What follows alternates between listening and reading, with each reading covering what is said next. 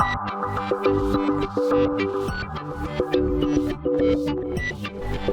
and welcome to my playhouse. And you just stay over there. We need to be at least 2 meters apart, and I know how closely you are watching your screen. So yeah, today we're gonna be messing with the IBM x3850 X5, that's called, and we're gonna try and install VMware on it. I am not sure which is the latest and greatest version of VMware that will run on that server, so we're gonna figure that out. So I've downloaded two so far that we can test. This is mainly the processor that kind of becomes too old for VMware, which is really irritating that they aren't backward compatible longer than they are. It would be nice if they were. So let's see where we're at. So here is the server, and right now I'm in the BIOS of it because I needed to configure the IMM. We're gonna be putting the image. Shh! Wasn't talking to you. We're gonna be installing VMware from the computer in the other room using the management module of this server, which is decent. It's okay. We need some hard drives in there. And I have found some hard drives. I have a lot of these. I will have to put some of those in my shop. There is no reason why I have 50 of hard drives. I don't use that many. But, well, we might as well put those in right away, don't we? And just stuff them in there. These, I have just picked some 6 gigabit SAS drives. I believe they're 7200. No, they're 15,000 RPM spinning Rust. 146 gigabytes. So they're just small drives.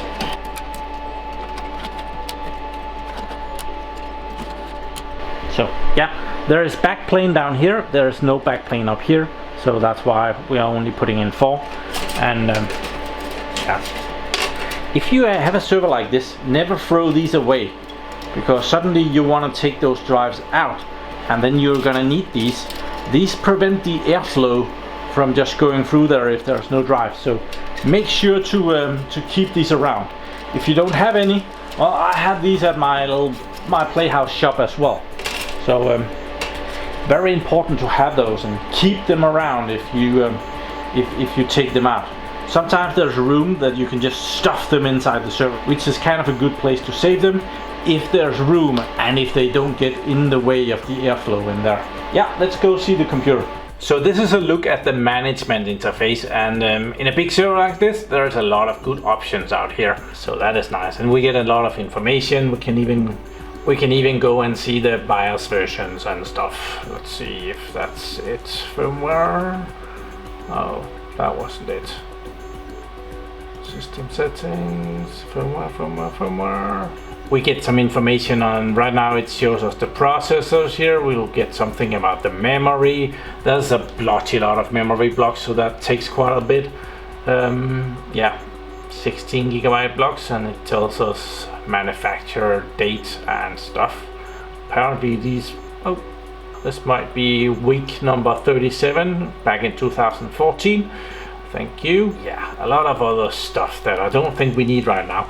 What we really need right now is the ability to mount an ISO file to the server, and we have that ability down here under remote control, where we can remote control the server. It shows nothing because I have already remote control running back here. This is kind of a drag to get up and running. When they built these servers, Java was the big and proud thing that everybody was using. Nowadays, not so much. But if we look here, we can see that we are in the BIOS, and we can move up and down in the BIOS. If we move to the computer, which is in the other room, there we can see that I can move the BIOS up and down. So we are remotely controlling that. So awesome. But more importantly, we can also mount an ISO file from here. We do that up under task, and we go down here, we launch the virtual media there, and that's this window here. And from here we can mount an ISO file. We need to get an ISO file first. So I'm getting ESXi for a Lenovo server. Well, Lenovo has their own custom ISO files right here. You just kind of search for ESXi Lenovo, and you can find this, and you can kind of go here and you can kind of see the different versions that Lenovo has made. They're usually a bit behind, so when there's a new version of ESXi, well, it might take a bit of time before Lenovo has their own version.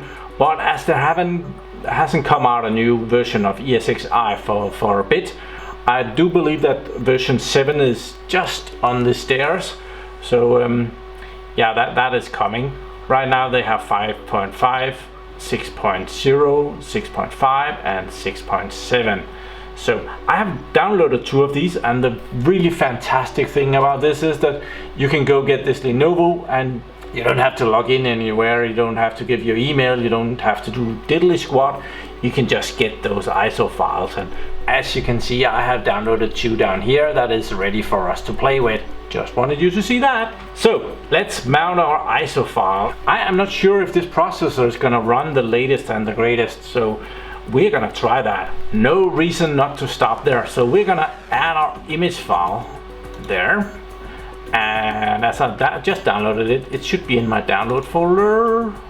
And in our download folder here, I have an image for server 2019. That's not it. So we need this one. That's the newest Lenovo image. It's from late last year, apparently, according to the date here.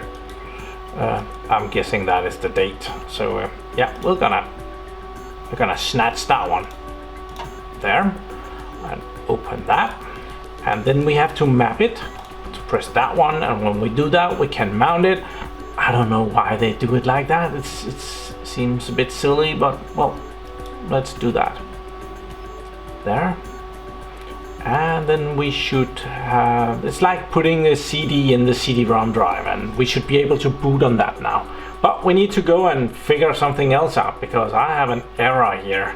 If we go over here, I have an exclamation mark up here, and if we check our system status, it will come here in just a little bit, and it tells me that drive number 2 is not doing too well. It has a predicted error. So yeah, I'll get another one. So there is no error over here, not even in the display down here about the predicted error. So yeah, let's go and check the RAID controller. So we go down under system settings, adapters and EFI drivers. Go in there, and we should have our LSI controller there. And I don't think I said that in the last video. I didn't know, but this is the M1015 RAID controller. So, oh, and the mouse works. Awesome. So let's go in there. Start. And yeah, we have number 2. Oh, it's also another drive. Have I changed that? Okay, so this yellow text is really hard to see, but it says that this is a 73 gigabyte. I didn't check that, so we're gonna take that one out. It's a bit tricky because they start from the top, which is a bit weird. So it should be that one. Oh, I didn't check that close enough. This is a 73, and it's even back. So yeah, my bad. We will have to figure out a new one. Let's see. That will do.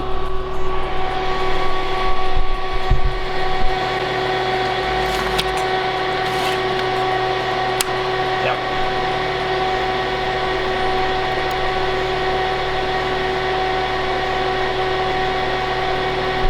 Up here it does an automatic update it, so I think we need to scan devices. And there we are. We're good to go. We have 4 good drives in there, so let's configuration wizard. I'm just gonna make a RAID 5 here. The plan for this server is to be the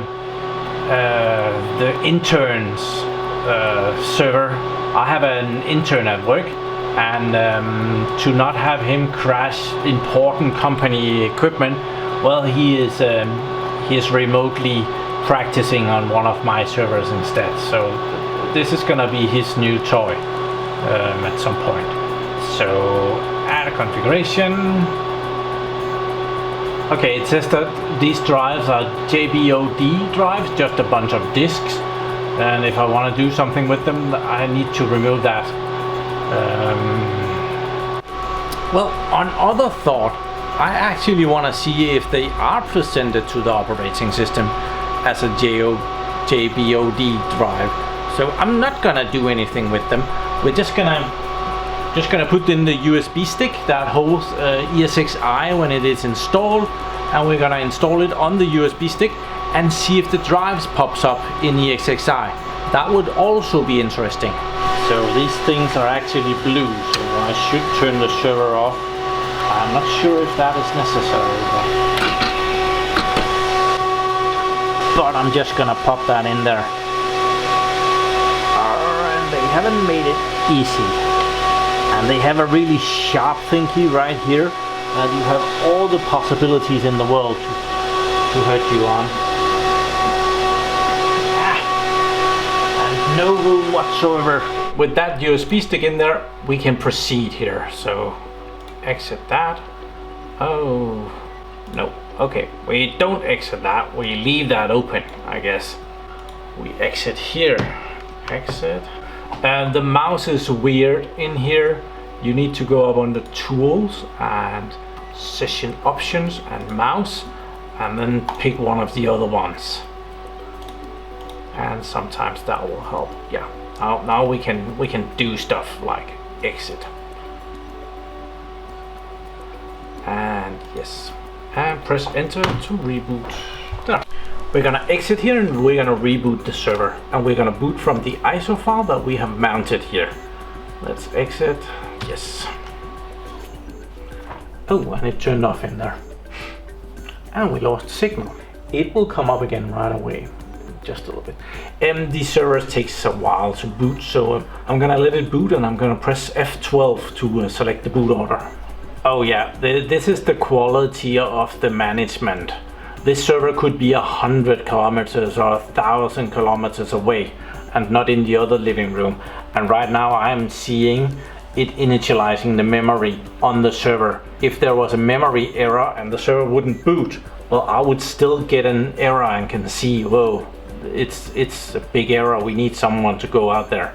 It's a really good thing to have management access. This is really what makes an enterprise server, to have this management access and be able to remotely do a lot of good stuff. There we are, F12. And we get to select what we want to boot from. And in this case, usually it's the CD-ROM drive as that is what the virtual media session up here is taking over. So we're gonna pick that there. Let's see if we don't get something. Yes, looks good. Calibrating. We got a bigger screen. That's usually means that it's doing something. Recalibrate. Yeah, it's installing. Someone actually asked if we could. Is it booting or is it installing? That's gonna be interesting. Okay, we are installing, and it does see the CPUs. That's gonna be the thing that could kill this if this new ESXi 6.7 is not compatible with the i7-8850. That would put a stopper to it.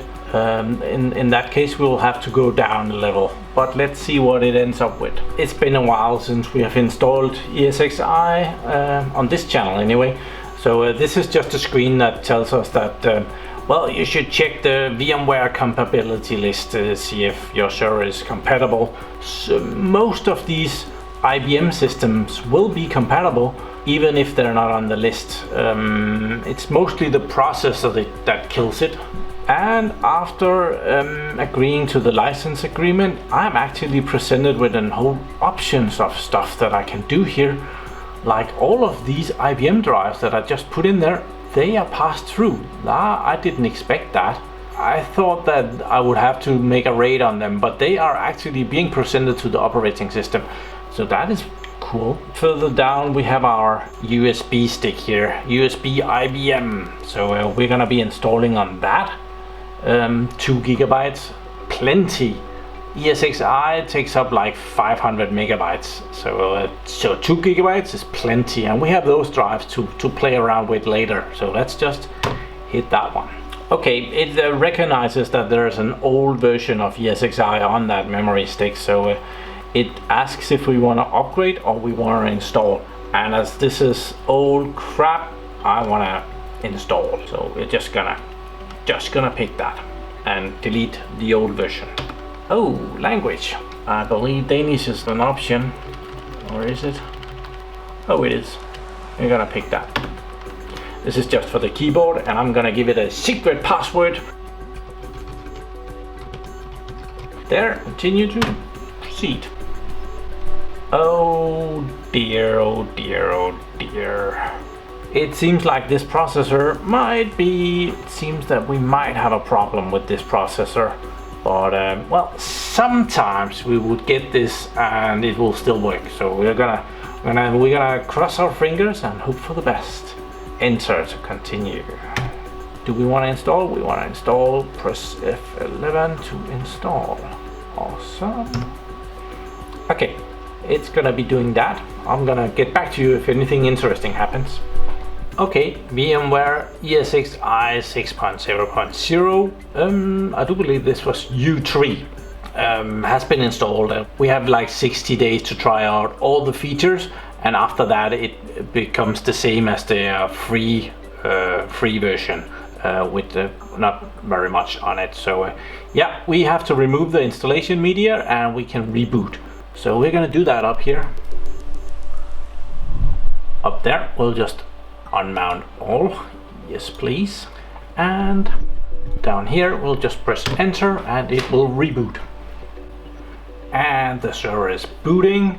So far, no problems. They can still destroy our day, but not yet. Not yet. Still good to go. Okay, it completed the boot. So most likely we are all good to go here. It has taken IP number 44. So let's go check that. There. Let's enter on that. And we do get something. So can we go in and control our server? We get a web page. That's a good start. So root and my secret password and login. Oh, what do we have here? We have, oh, they just want us, they want to send secret information to their customer experience program. Let's not do that right now. We get, this host has potential vulnerabilities to issue described in blah blah blah. That's probably the processor thingy. You are running Lenovo custom image. Okay, that's nice to know. I kind of knew that. You are currently using ESXi in evaluation mode. The license will expire in 60 days. Yeah, I kind of also knew that. What I care about is that this looks to be running. And it looks to be all right. We have 512 gigabytes of memory. We have 40 cores on this processor. Awesome. Oh, you're too close. Social distancing, dude. So this works perfectly. I didn't really expect that. I thought this processor would be too old to do this trick, but apparently it's probably the last generation that will. Now I can mess around with the hard drives and see if I can get that up and running. Probably not gonna share that in this video. I did promise people that I was gonna show how much power this uses, but it seems that my power meter is playing hide and seek with me, and right now it's winning. So I don't know where the beep that is at the moment, and it's really irritating because I kind of remember using it not that long ago, but where? Yeah, Alzheimer's, you really do forget when it hits you. Yeah, this works. I'm gonna mess around with the hard drives. Please do visit my little shop. It has been a pleasure in these corona times to be able to ship stuff out and having a good excuse to go down to the little shop. and deliver packages and get a couple of sweets or something in return. So do visit there. Also, this server is available on Bargain Hardware. If you use the coupon code or checkout code my PlayHouse on your way out, you will get 5% off. Awesome. And as this is a rather expensive server, that becomes money. And if you wouldn't mind just liking this video, and if you're a patron of mine, remember that there's a new video for you guys over there every Sunday. And sometimes if I'm doing something else really weird, stupid or crazy, also on Patreon. And yeah, Twitter, I guess that's about it. Thank you very much for watching my videos. Do subscribe to my channel so that you can see me again, and have a really nice day. Bye bye.